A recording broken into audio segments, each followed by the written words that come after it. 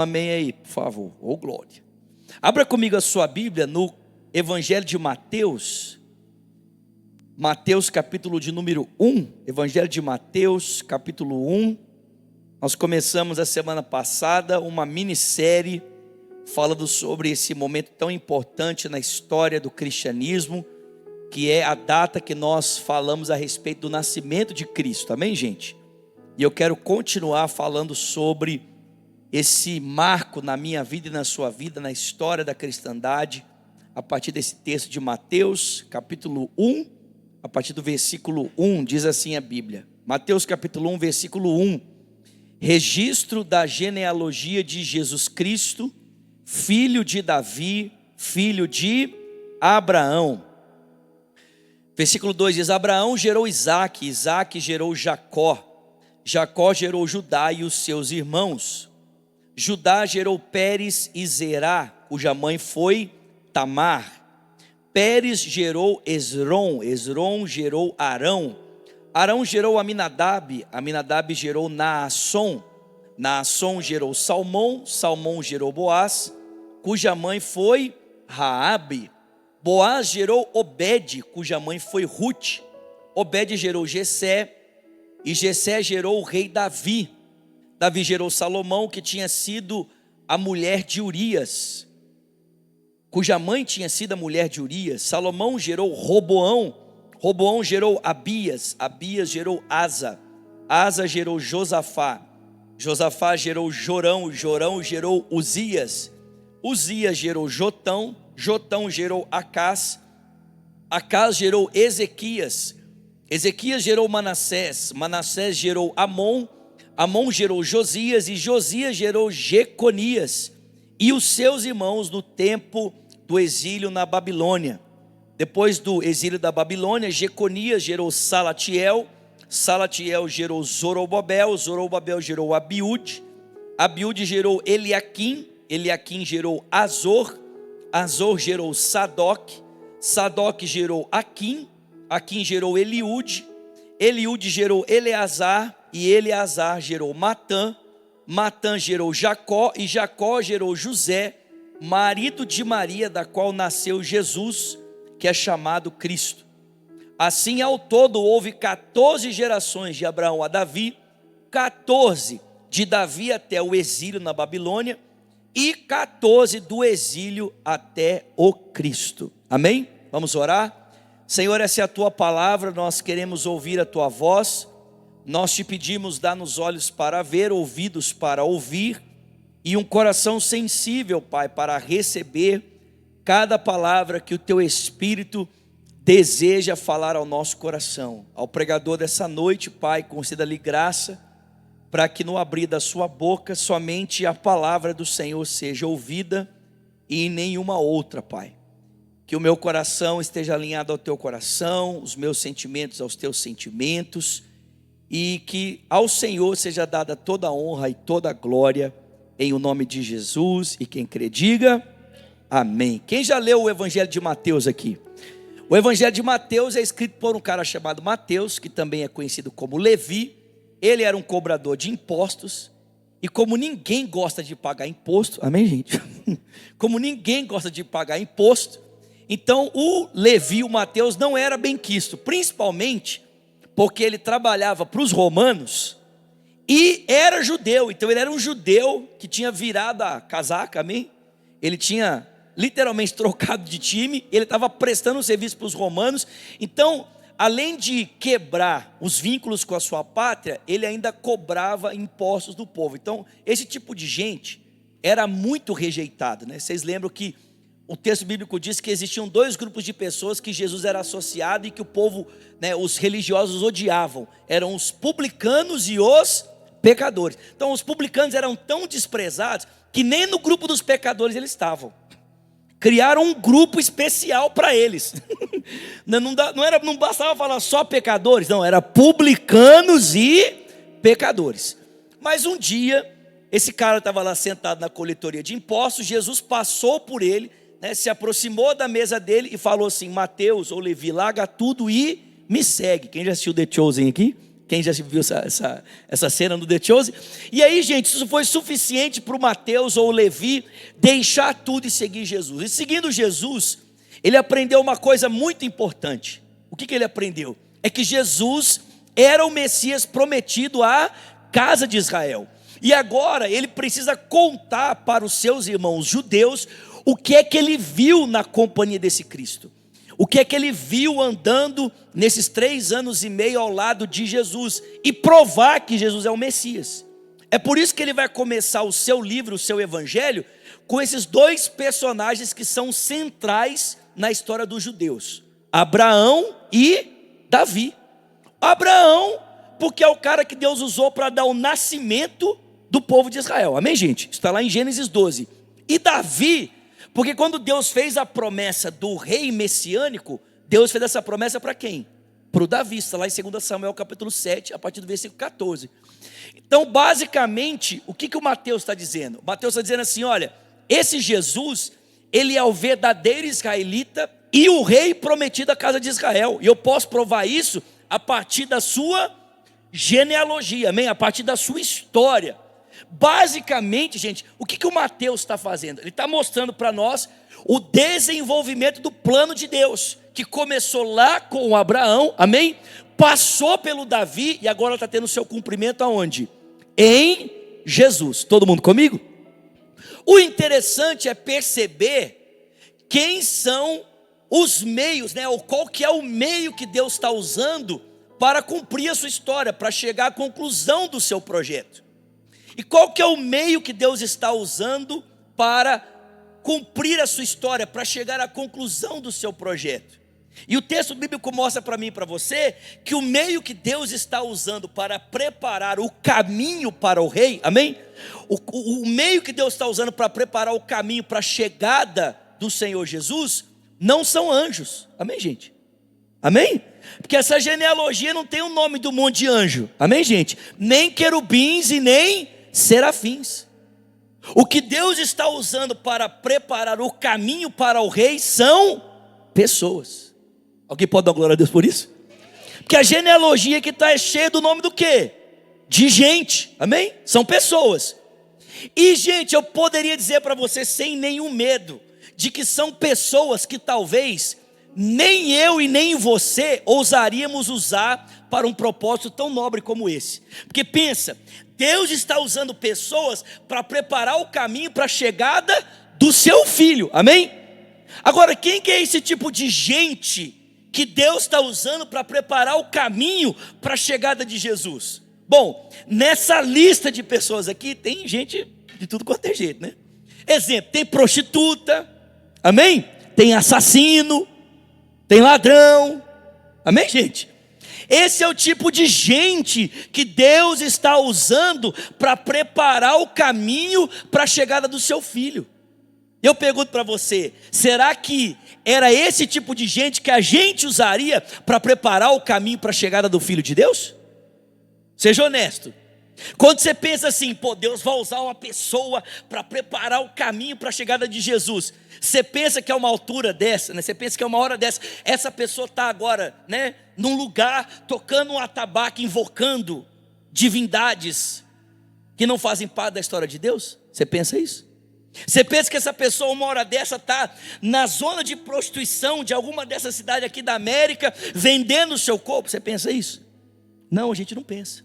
Mas é engraçado, a história de Deus, a história que Deus está construindo para a chegada do seu filho, é construída com pessoas, e com pessoas que talvez nem eu e nem você teríamos coragem de usar, amém?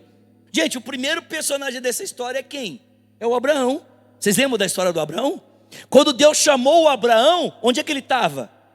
Em Ur dos Caldeus. Deus falou para ele, sai da tua terra e da tua parentela e da casa do teu pai e vai para uma terra que eu te mostrarei. Esses dias eu estava vendo um judeu interpretando esse texto, né, segundo a tradição dos judeus, e o judeu, ele não entende que o sair aqui é necessariamente um sair geográfico. É verdade que Abraão saiu geograficamente, mas para o judeu esse sai da tua terra e da tua parentela é deixa a cultura dessa tua família para trás. Porque essa cultura que você vive, ela não serve para fazer parte dos meus planos. Ela não serve para fazer parte dos meus propósitos. E a pergunta é, qual que era a cultura da parentela de Abraão? Gente, a cidade que Abraão vivia, fala muito dessa cultura. Abraão vivia no maior centro religioso do mundo antigo. Amém? Abraão vivia no lugar mais pagão que existia na sua época, em que todo tipo de sacrifício a divindades era oferecido, inclusive sacrifício de crianças. Quando Deus chamou Abraão, Abraão não estava dentro do quarto dele orando, dizendo assim: Deus, faz a tua vontade na minha vida, Senhor. Tem alguém comigo aqui? Abraão não estava: Senhor, te consagro a minha vida, aleluia, amém, gente? Não, quando Deus chamou Abraão, Abraão era um homem idólatra, adorando outros deuses, inserido numa cultura idólatra, amém, gente? De um povo que havia de acabar de mostrar sua rebelião a Deus por meio da construção de uma torre chamada Babel. Presta atenção, gente, não foi Abraão que foi atrás de Deus, foi Deus quem foi atrás de Abraão e falou para ele: Abraão, eu quero você para escrever a minha história na tua vida. Alguém pode dar glória a Deus por isso aqui? Foi Deus quem foi atrás de Abraão. A escolha de Abraão não está alicerçada nos méritos de Abraão, mas nos méritos de Deus. O nome disso é graça, favor imerecido. Alguém pode dar glória a Deus por isso? Mas aí você vai lendo um pouquinho mais, e aí de repente a história de Deus sai do Abraão e ela entra dentro da terra prometida, especificamente de uma cidade chamada Jericó, e especificamente na casa de uma mulher. O nome dela, Raabe. Cara, gente, vocês estão comigo? Vocês já pararam para pensar que um dia a história de Deus passou pela zona do meretrício de Jericó? Não, isso aqui é muito, gente, isso aqui é escandaloso demais para nós. Você parava para pensar assim: Deus está preparando o caminho para a chegada do rei. Uhul, vai ser agora. E por onde esse caminho vai passar? Pela zona do meretrício de Jericó. 2 espias foram enviados para observar a terra, e a Bíblia diz que ao serem descobertos, procuraram refúgio no alto da muralha, na casa de uma mulher chamada Raabe, amém? Que tinha como profissão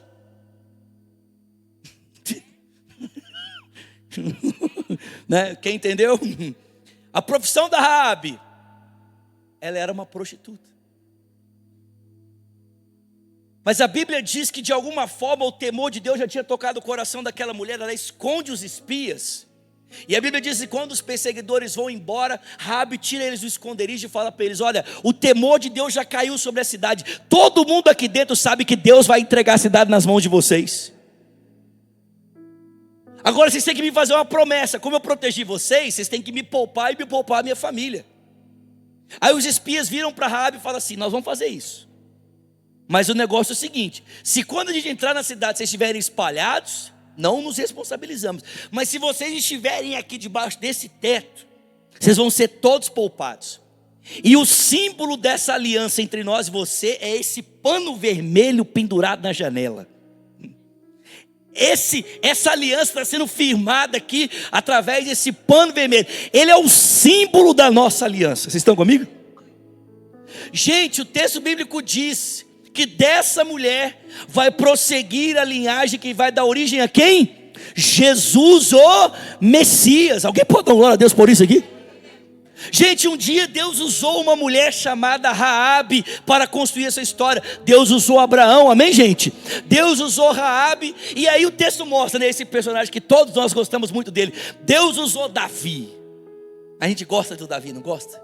Porque Davi é o homem segundo o coração de Deus. Oh, maravilha, né?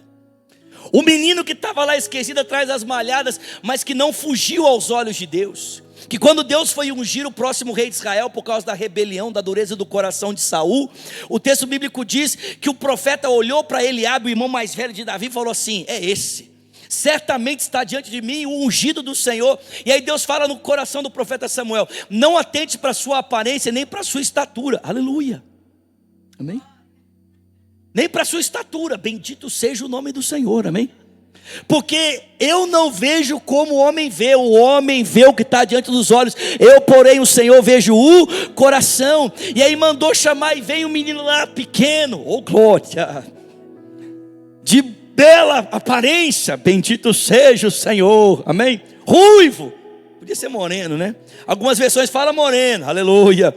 E a Bíblia diz, eis aí, é ele que eu escolhi, e Davi é ungido. E você sabe a história, depois de servir Saul e passar ali por uma desavença com a família de Saul, né, num conflito civil, Davi assume o trono em Hebrom, depois unifica o reino de Jerusalém, transformando Jerusalém na capital do império, o reino de Israel, leva Israel a um momento de glória.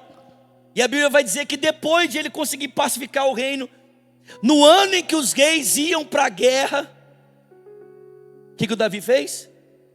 Ficou em casa. O Davi resolveu ficar em casa.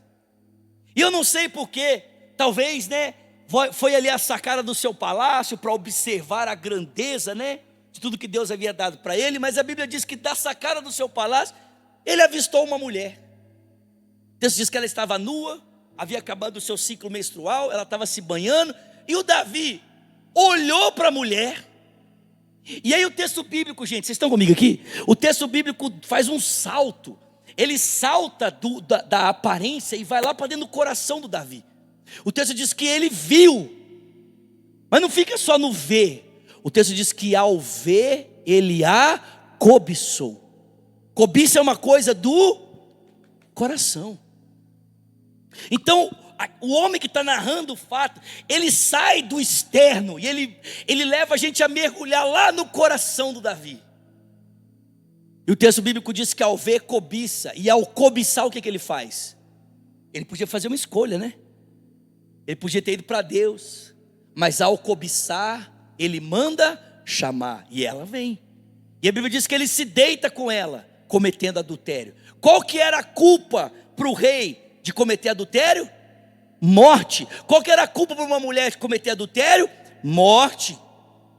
Mas Davi, sabendo das consequências do seu pecado, tenta ocultá-lo, né?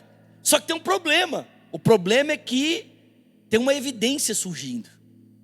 Alguns meses depois, Betseba bate lá na porta do palácio e fala para o rei, deu ruim, estou grávida.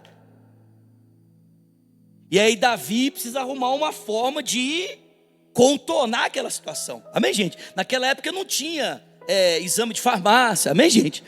Ou seja, ela começou a perceber a gravidez pela mudança do seu corpo, ok?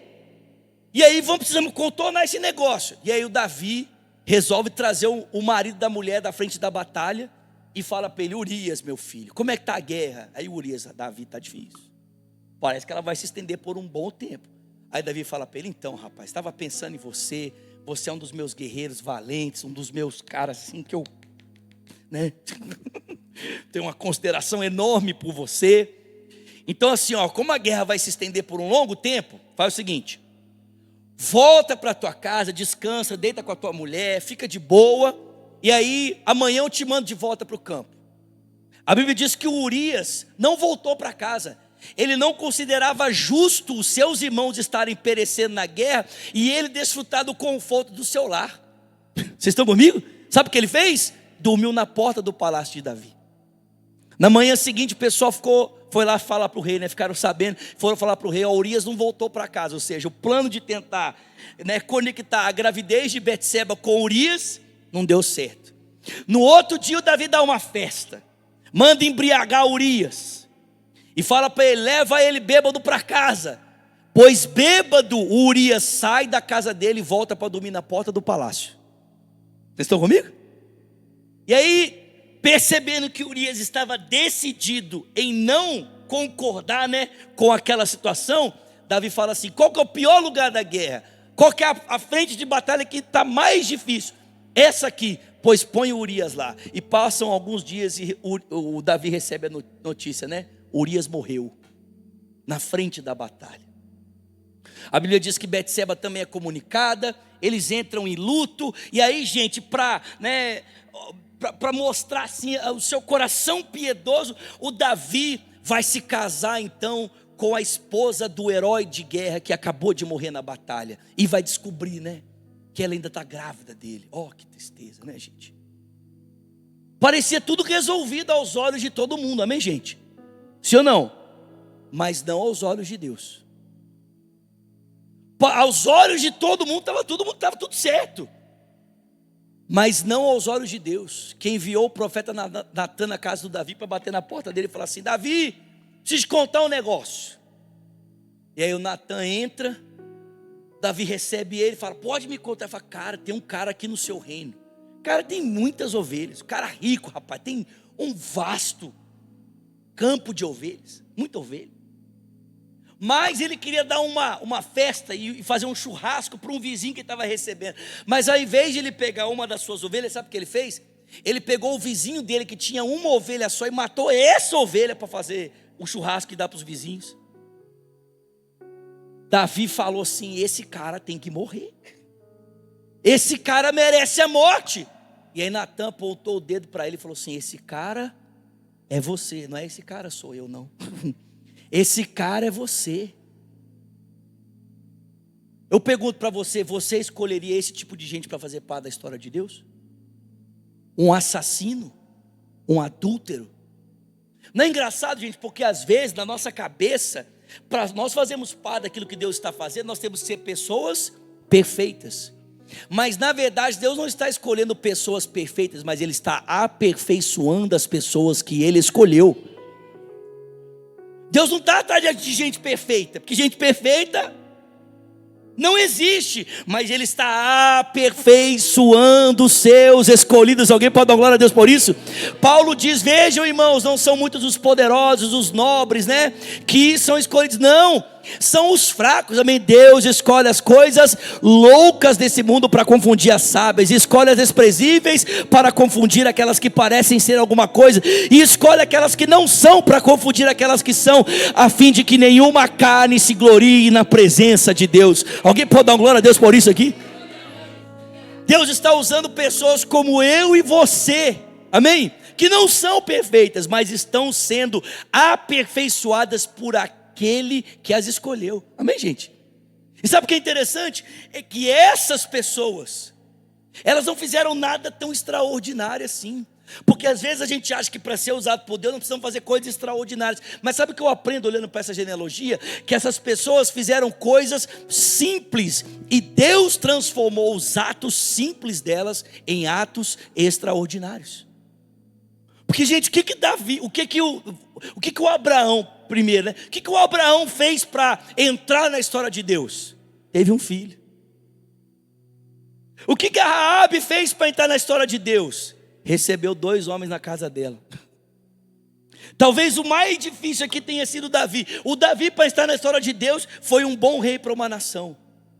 Mas todos esses homens fizeram coisas simples, e Deus transformou os seus atos simples em atos extraordinários.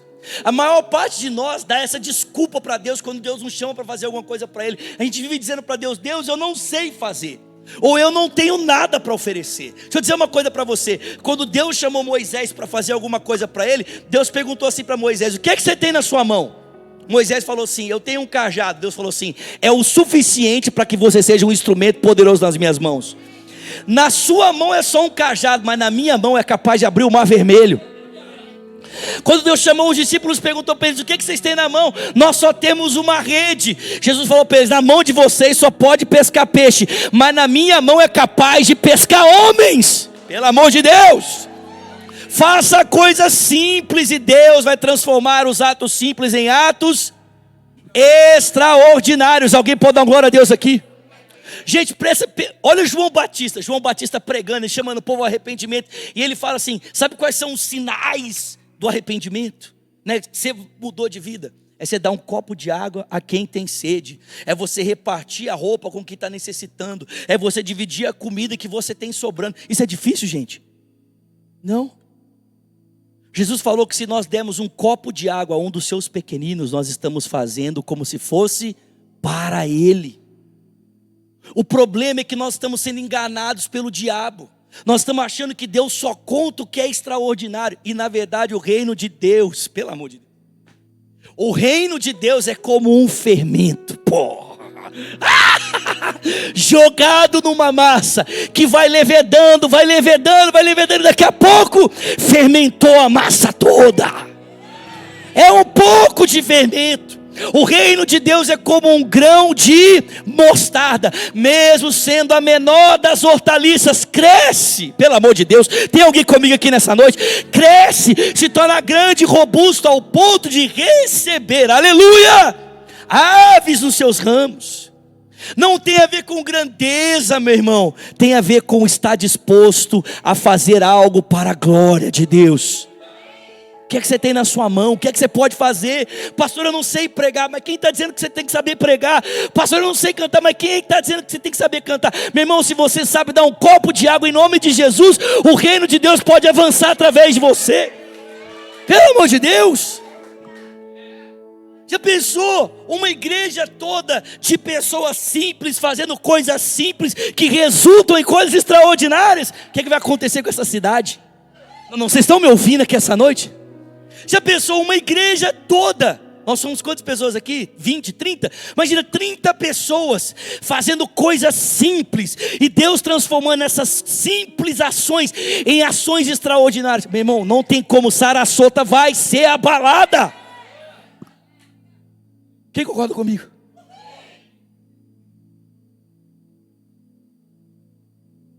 Coisas simples. Você não tem ideia do poder de um Jesus te ama. Vocês estão comigo? Você não tem ideia do poder que um Jesus te ama é capaz de fazer. Vocês estão aqui comigo, gente? Vocês estão aqui? Eu estava ouvindo hoje, né, na parte da tarde, a pastora Renata, ela voltou agora, né, de Katmandu. E ela estava compartilhando a experiência dela. E ela estava falando, tipo assim, é porque às vezes a gente vive numa realidade que parece que as coisas ficaram tão banais que nós não percebemos mais o valor delas. Mas ela estava falando, ela estava lá em Katmandu, num país em que o hinduísmo governa o país. E a influência religiosa do hinduísmo é tão pesada sobre aquele país, sobre o Nepal, que as pessoas vivem numa miséria espiritual, uma miséria emocional, uma miséria física, uma miséria material em função do estigma, do paradigma religioso. Gente, para vocês terem ideia, olha que loucura, o mês de dezembro para eles é o mês que eles ficam o mês inteiro sem tomar banho. O sacerdote, o mais top lá dessa religião, lá em Katmandu, mora no templo principal lá. Sabe quantos anos faz que ele não toma banho? Chuta. 1 ano. Alguém dá mais? 10 anos. Alguém dá mais? Alguém dá mais? 50 anos sem tomar banho.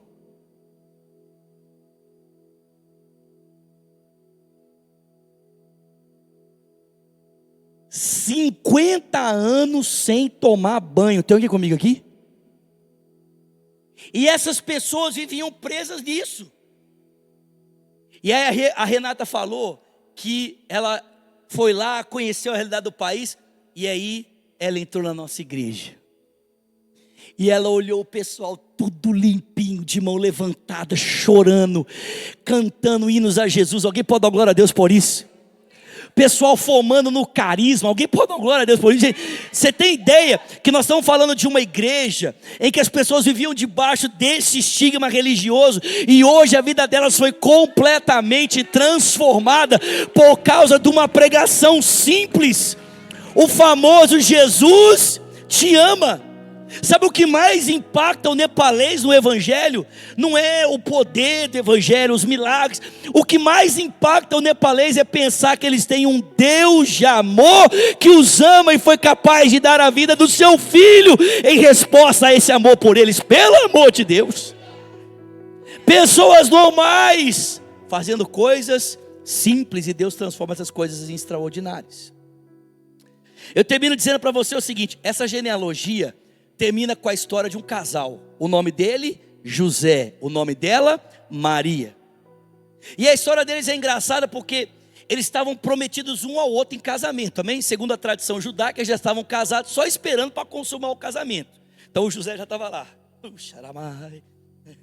Quem está comigo aqui? O José só estava lá. Tipo assim, nos 45 minutos esperando, oxe, Jesus, né? Jesus não tinha, né? Pode tirar. Não tinha Jesus, Jesus ia vir ainda, mas oxe, meu Deus.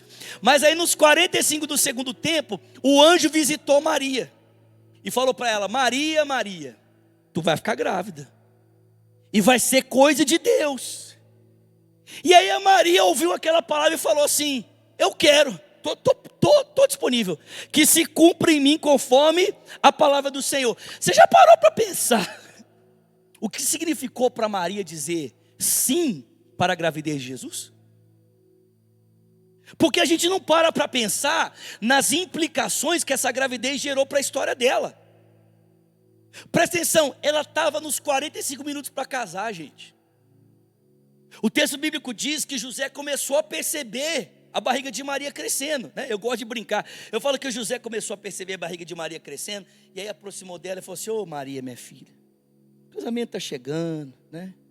Estou vendo a sua barriga crescer. Podia fazer uma dietinha, né, Maria? Um jejumzinho e tal. Aí Maria: não, José, não é isso. Maria, a barriga está crescendo, Maria, isso aí é picanha de cordeiro, para com isso, Maria. Aí Maria: não é isso, José. Não, se não é picanha de cordeiro, para de comer os doces de Israel, Maria. Não é isso. Então toma um remédio para verme. Porque se não é picanha de cordeiro, não é doce, né? Aí Maria fala: eu estou grávida. Aí José fala assim: grávida de quem, minha filha? Grávida de Deus. Gente, Maria tinha aproximadamente 16 anos. Ela vira para o noivo dela, o marido dela, e fala assim: estou grávida de Deus. José acreditou? Gente, em primeiro lugar, dizer sim para a palavra do anjo para Maria significava perder a realização do seu sonho. Era correr o risco de perder o seu casamento, a realização de um sonho pessoal. Maria colocou no altar de Deus o seu sonho, em troca de viver a vontade de Deus. É verdade que posteriormente, o texto diz que o José, né, porque amava muito a Maria, pretendia fugir em secreto para que a culpa caísse sobre ele e não sobre ela. Por quê? Porque se o José fosse a público e dissesse: Maria está grávida, está dizendo que é de Deus, o que aconteceria? Ela poderia ser apedrejada em praça pública. Gente, dizer sim para a palavra de Deus para Maria significava correr o risco de ser morta, de morrer apedrejada, tida como uma mulher adúltera. Mas a Maria, apesar do risco de vida e do risco dos seus sonhos, colocou a sua vida em risco e disse: Deus, eu prefiro viver a tua vontade do que viver a minha vontade. Eu prefiro viver os teus sonhos do que os meus. O meu sonho está aqui, a minha vida está aqui no teu altar. E se preciso for sacrificar tudo isso para viver a tua vontade, eu estou disposta. Aí o anjo visitou o José e falou para ele: José, não tema receber Maria como a tua esposa, porque o que nela está sendo gerado é obra do Espírito Santo. E aí o José voltou atrás e casou com Maria. Presta atenção, gente, nós somos tudo crente aqui, amém? O que acontece quando um crente está no casamento de outro crente, que esse crente está casando com a mulher grávida? Quem já foi em casamento assim? Que você vê o casal entrando. Vocês já pegaram? Quem já viu essa cena aqui? O casal não aguentou, amém? Chutaram a canela e aí tem que casar às pressas porque a menina está grávida. Aí, o pessoal da igreja é assim, ó. Crente é uma benção, amém, gente? Todo mundo entendeu aqui? O pessoal da igreja é assim: a menina começa a entrar e o pessoal: está grávida. Está casando às pressas porque está grávida. O casamento era só no final do ano, mas teve que antecipar 4 meses. Pode olhar, a barriga já está crescendo, ó. É assim ou não é? É assim ou não é? Gente, presta atenção. Se é assim nos nossos dias, imagina no tempo de José e Maria. Gente, dizer sim para o plano de Deus, aceitar o plano de Deus para esse casal significava perder a sua moral, perder a sua reputação. Num vilarejo que tinha 200, 300 pessoas. Vocês estão comigo aqui? José e Maria preferiram colocar a reputação deles no altar e viver a promessa de Deus do que tentar guardar a reputação e perder o plano de Deus para a vida deles. Vocês estão comigo aqui? Eu digo para você nessa noite, escuta isso aqui em nome de Jesus: Deus continua preparando um caminho para o rei, amém? Porque Ele preparou o caminho para o rei nascer, e agora Ele está preparando um caminho para o rei voltar. Ele preparou um caminho para o nascimento do seu filho, e agora Ele está preparando um caminho para a volta do seu filho. E Ele continua usando pessoas imperfeitas como eu e você, que estão sendo aperfeiçoadas pela graça. Pessoas que decidiram fazer coisas simples para Deus, e Deus transforma esses atos simples em atos extraordinários. Meu irmão, presta atenção: Deus não mandou você curar o enfermo, Deus só mandou você orar pelo enfermo. Quem cura é Deus. Deus não mandou você curar o enfermo, Ele só mandou você impor a mão e ungir. Quem cura é Deus. Faça o simples, deixa Deus fazer o extraordinário. Gente que por se colocar debaixo da vontade de Deus, gente que por se colocar debaixo da palavra de Deus, está disposta a correr risco, colocar sua vida em risco, colocar os seus sonhos em risco, colocar sua reputação em risco por causa de uma palavra de Deus. Tem alguém comigo aqui? E eu digo, se Deus te encontrar e me encontrar nessa noite, nessa condição, tem 3 graças, tem 3 bênçãos, tem 3 dádivas que Deus concede só para esse tipo de gente. Tem alguém comigo aqui? Tem alguém comigo aqui? Primeira bênção que Deus concede só para esse tipo de gente que está disposta a preparar o caminho para o rei. Primeira bênção: Deus te oferece provisão para o propósito. Chacoalha quem está perto de você e fala para ele: provisão. Não, chacoalha e fala: provisão para o propósito. Não, balança ele, fala: provisão para o propósito. Mais uma vez, fala: provisão para o propósito. Quem está precisando de provisão aqui? Para o propósito. Provisão para o propósito. Vocês lembram, Jesus nasceu e o Herodes queria matar ele. O que o José teve que fazer? Levar o menino para o Egito. Só tinha um problema: no Egito o José não podia trabalhar. Como é que ia sustentar o menino por 2 anos no Egito sem trabalho? Olha o que a Bíblia diz. Deus levantou 3 sábios, 3 magos vindos do Oriente, trazendo com eles ouro, incenso e mirra, e depositaram aos pés do menino seus tesouros. Meu irmão, qual é o dinheiro que você acha que o José usou para sustentar ele, a sua família, a viagem de ida e a viagem de volta? O tesouro que os magos depositaram aos pés do menino Jesus. Deixa eu dizer uma coisa para você: quem vive debaixo do propósito não fica sem provisão.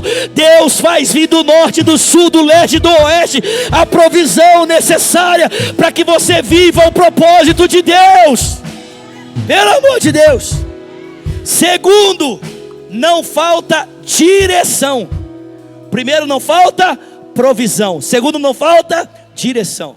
Por quê? Quem é que avisou o José para ele sair? O anjo. Quem é que falou para o José voltar? O anjo. Quem é que falou para ele mudar de cidade? O anjo. Quando era para ir, o anjo dizia: vai. Quando era para ficar, o anjo dizia: fica. Quando era para voltar, o anjo dizia: volta. Quando era para mudar para a cidade do lado, o anjo dizia: muda. Deixa eu dizer uma coisa para você: quem vive para o propósito de Deus não fica sem direção de Deus. Quando for a hora de ir, Deus vai dizer: vai. Quando for a hora de ficar, Deus vai dizer: fica. Quando for a hora de voltar, Deus vai dizer: volta. Quando for a hora de mudar, Deus vai dizer: muda. Pelo amor de Deus, não fica sem direção. E terceiro, não fica sem proteção ou amparo. Por que eu estou dizendo isso? Porque, gente, muitas pessoas daquela época podiam olhar para esse casal e falar assim: tudo gente doida. Imagina, uma menina de 16 anos, andando pelas ruas de Jerusalém falando: estou grávida de Deus, estou grávida de Deus. Mas tinha uma família que nunca ia duvidar. Sabe quem era essa família? A família de um cara chamado Zacarias e Isabel. Porque 6 meses antes do anjo Gabriel visitar Maria, quem que ele visitou? Isabel, visitou Zacarias. Ele estava lá no templo, oficiando lá, e aí o anjo apareceu e falou para ele: e aí, Zacarias, beleza? O Zacarias ficou olhando assim e falou assim: ó, sabe a sua mulher? a que já está avançada de idade, e todo mundo fala que é estéril. Pois é, vai ficar grávida, vai nascer dela um menino, que preparará o caminho para o Senhor. Ele vai ser cheio do meu espírito desde o ventre, e ele vai preparar o caminho para a chegada do rei. O texto diz que o Zacarias falou assim: não é possível. O anjo falou: cara, você acha que eu estou brincando aqui, rapaz? O Gabriel falou assim: meu filho, eu sou Gabriel, eu assisto diante de Deus. Você acha que eu vim aqui para brincar com você? Você acha que eu fico jogando dados? Você acha que Deus joga dados? Só porque você duvidou vai se cumprir, mas você não vai falar até lá. E a Bíblia diz que o anjo visitou Isabel e ela ficou grávida de João Batista. Vocês estão comigo aqui? Quando Maria recebeu a palavra e Jesus começou a ser gerado no ventre de Maria, Isabel já estava com 6 meses de gestação. Eu pergunto para você: quem é que ajudou Maria nos primeiros meses? Quem é que recebeu Maria nos primeiros meses? Quem é que amparou Maria nos primeiros meses e depois esteve com ela para ajudá-la no nascimento e depois ajudou a cuidar do menino? Quem foi? Quem foi? Isabel e Zacarias. Porque presta atenção, para quem não entende o que Deus está fazendo, o que está acontecendo na sua vida é loucura. Mas para quem está na mesma sintonia que você, entende o que Deus está fazendo na sua vida. Quem está andando debaixo da mesma palavra, quem está vivendo debaixo do mesmo propósito, vê o que Deus está fazendo e se coloca à disposição para te ajudar a gerar e parir o que Deus plantou no seu ventre. Pelo amor de Deus, alguém dá glória a Deus aqui. Deus está preparando um caminho para o retorno do rei, amém, gente? Deus está preparando um caminho com pessoas imperfeitas, que fazem coisas simples, e Deus transforma elas em extraordinárias. Pessoas que estão dispostas a colocar a sua vida aos pés de Deus, mesmo sabendo que correm risco, mesmo sabendo que podem perder o seu sonho, mesmo sabendo que podem perder a sua reputação. Eles querem fazer a vontade de Deus, e por isso recebem provisão, proteção e amparo da parte de Deus. Você pode ficar de pé no seu lugar. Esse é o caminho do rei, amém, gente? O caminho do rei. E é assim que Deus está preparando um caminho para o retorno do rei. Tem alguém comigo aqui nessa noite? Feche os seus olhos em nome de Jesus. Tem muita graça de Deus sendo liberada sobre nós aqui nesse lugar. Tem muito favor de Deus sendo liberado sobre nós aqui nesse lugar. O salmista diz: entrega o teu caminho ao Senhor, confia nele e o mais ele fará. Entrega o teu caminho ao Senhor, confia nele e o mais ele fará. Entrega o teu caminho ao Senhor, confia nele e o mais ele fará. Alguém crê nisso aqui? Pai, em nome de Jesus, em nome de Jesus, aleluia. Quem me prometeu não é homem pra mentir, nem filho do homem pra se arrepender. Cante, Lagoinha. Quem me prometeu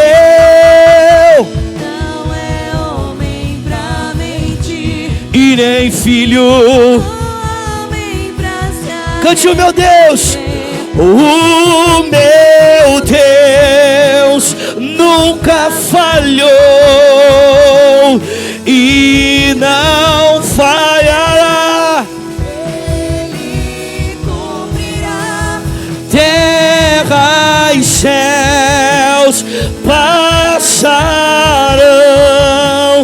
mas tua palavra. Mais uma vez, o meu Deus, o meu Deus, o meu Deus nunca falhou e não falhará. Ele cumprirá.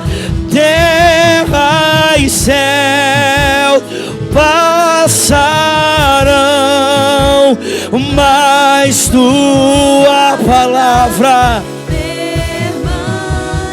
Mais uma vez, diga: o meu Deus nunca falhou e não falhará. E não falhará. Ele cumprirá. Terra e céus Passarão, mas tua palavra.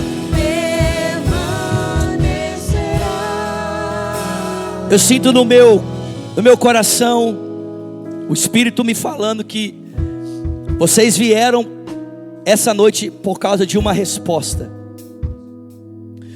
Vocês vieram pedindo uma palavra de Deus.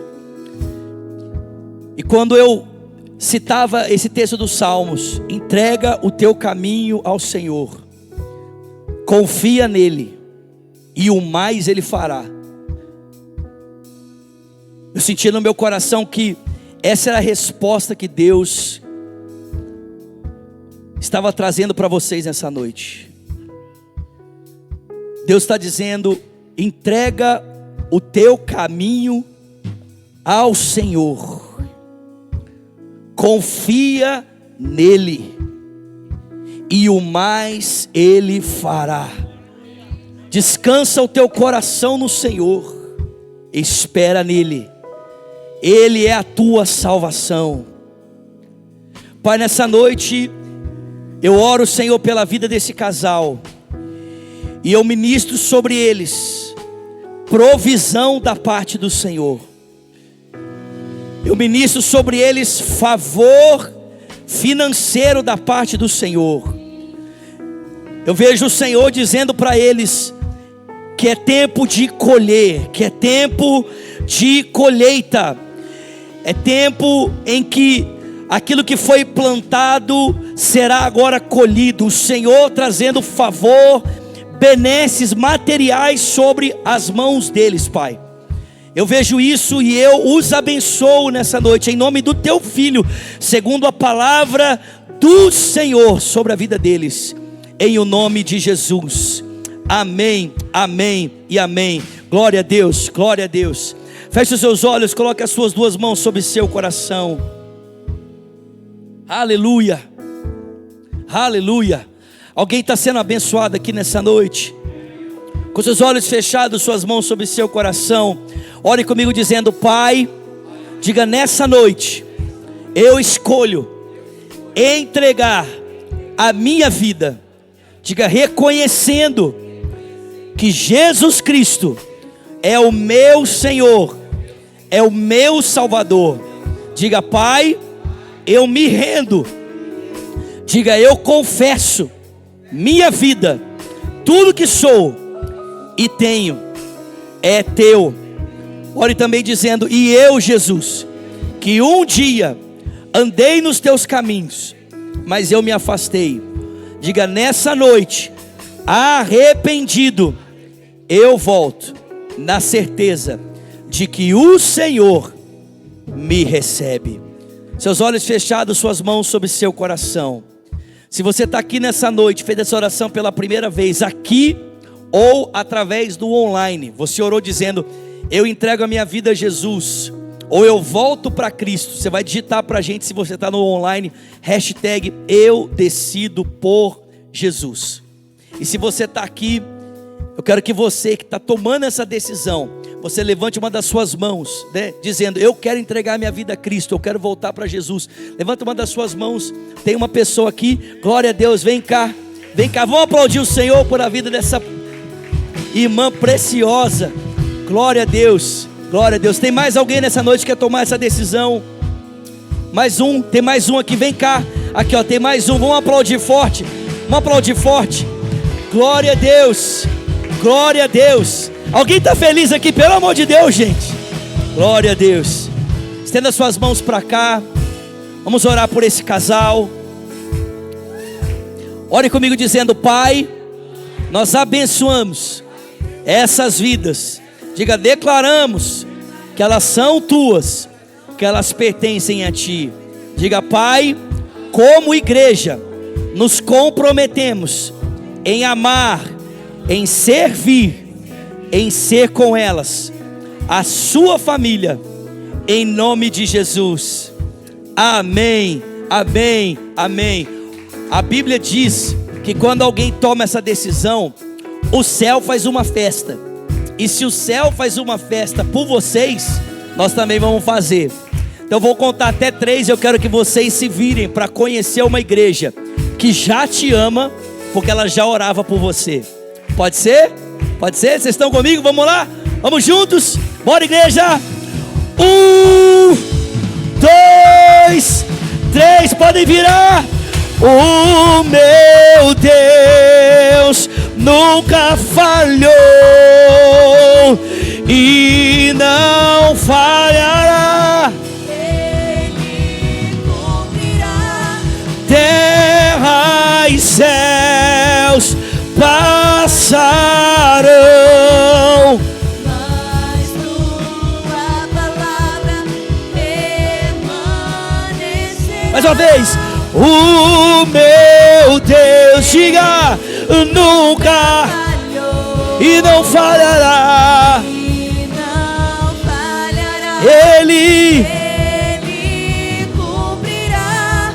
terra e céus, Passará. mas tua palavra. Mas tua palavra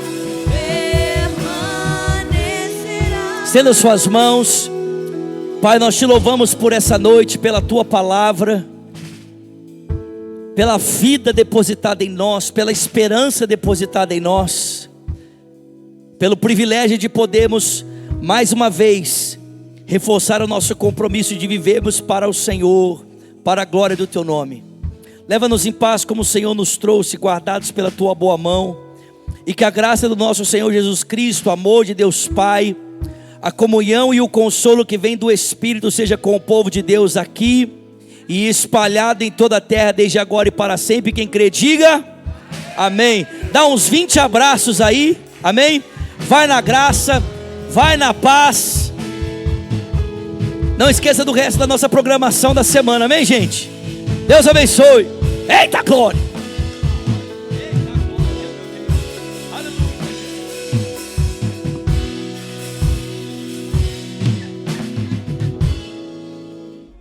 Obrigado por assistir esse vídeo até o final, e eu oro que essa mensagem que você escutou agora fortifique no seu coração cada vez mais.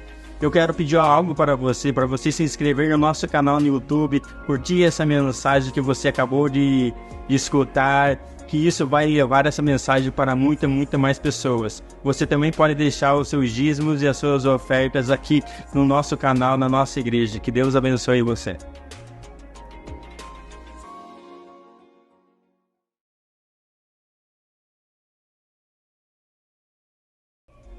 Obrigado por assistir esse vídeo até o final, e eu oro que essa mensagem que você escutou agora fortifique no seu coração cada vez mais. Eu quero pedir algo para você se inscrever no nosso canal no YouTube, curtir essa mensagem que você acabou de escutar, que isso vai levar essa mensagem para muita mais pessoas. Você também pode deixar os seus dízimos e as suas ofertas aqui no nosso canal, na nossa igreja. Que Deus abençoe você.